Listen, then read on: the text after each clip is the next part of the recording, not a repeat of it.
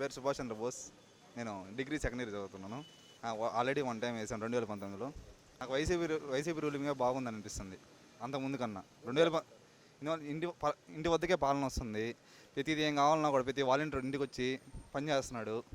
అంతకుముందు ఏదైనా కావాలంటే కనీసం క్యాష్ ఇన్కమ్ కావాలంటే ఒక ఎంఆర్ఆర్ షీట్ కనీసం 100 సార్లు తిరిగితే తప్ప వచ్చేది కాదు.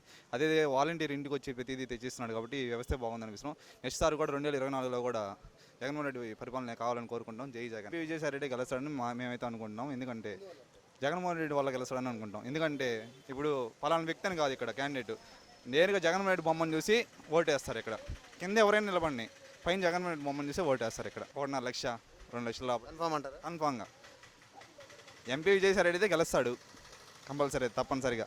మేము ఇంట్లోనే పనులు చేసుకుంటా ఉంటాం.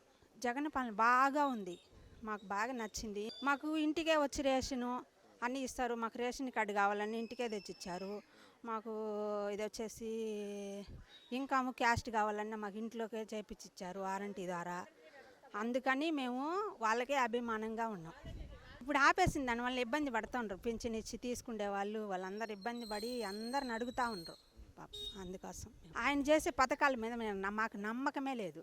అసలు అంత అబద్ధం చెప్పేస్తాడు. అబద్ధం చెప్పి వస్తాడు, ఇంకా అవన్నీ అన్నీ ఆయనే చూసుకుంటుంటాడు. మాకేం చేయడు, జనాలకు ఏం చేయడు. మేము బాగుపడేది చూడలేడు. అది మాకు జగన్ అన్నే కావాలి. మా జగన్ అన్న అయితేనే మాకు బాగా చూస్తాడు. వాళ్ళు కూడా మాకు ఈయన మీద వచ్చినారు కదా, మాకు వాళ్ళ మీద కూడా అభిమానమే, వాళ్ళకే చేస్తాం. మేము పద్మశాలి వాళ్ళమండి. బాగుంది.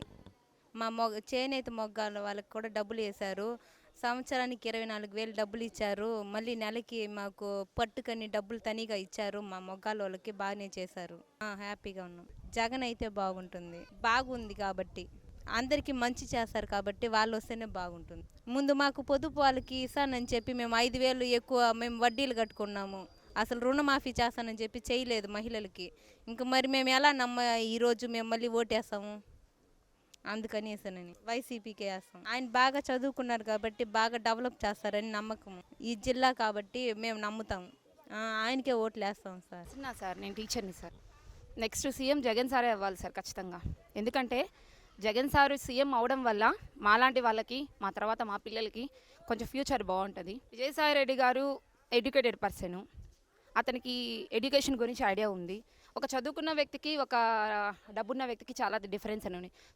ఇప్పుడు డబ్బున్న వ్యక్తి ఏం చేస్తారంటే డబ్బుతో అన్నీ చేసేయగలుగుతారు. చదువుకున్న వ్యక్తి ఆ 2 రకాలుగా కూడా ఆలోచించగలుగుతారు. సో కాబట్టి విజయసాయి రెడ్డి గారు వస్తే మాకు కొంచెం ఇండస్ట్రీలు వస్తాయి. మా పిల్లలకి ఫ్యూచర్లో బయట ఊర్లోకి వెళ్ళి బయట దేశాలకు వెళ్ళి జాబులు చేసే అవకాశం లేకుండా ఏదో లోకల్గా కూడా మా వాళ్ళు కొంచెం డెవలప్ అవ్వచ్చు అని ఇంకొక 5 years మనం ఆయనకు అవకాశం ఇస్తే ఖచ్చితంగా ఆయన చేస్తారని నమ్మకం మాకుంది. అవును, ఆ మేనిఫెస్టో అనేది ముందు ఉండుంటే ఇప్పుడు ఆయన కొత్తగా తయారు చేసిన అవసరం ఏముంది? ఇప్పుడు ఆయన మేనిఫెస్టోలో నెల్లూరు సిటీని ఏ రకంగా చెప్పారని చెప్పున్నారు.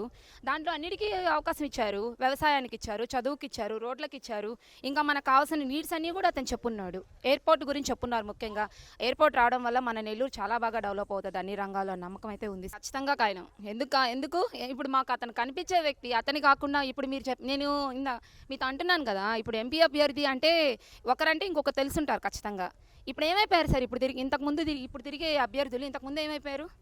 ఏమైనా కనీసం ఆ టైంలో మమ్మల్ని ఏమైనా వచ్చి పలకరించారా? లేదు కదా. ఇప్పుడు నేను చెప్పాను ఇందాక కూడా, కనీసం ఆ అభ్యర్థిని కూడా మా వాళ్ళు చాలామంది చూడలేదు, ఇక్కడ తెలీదు.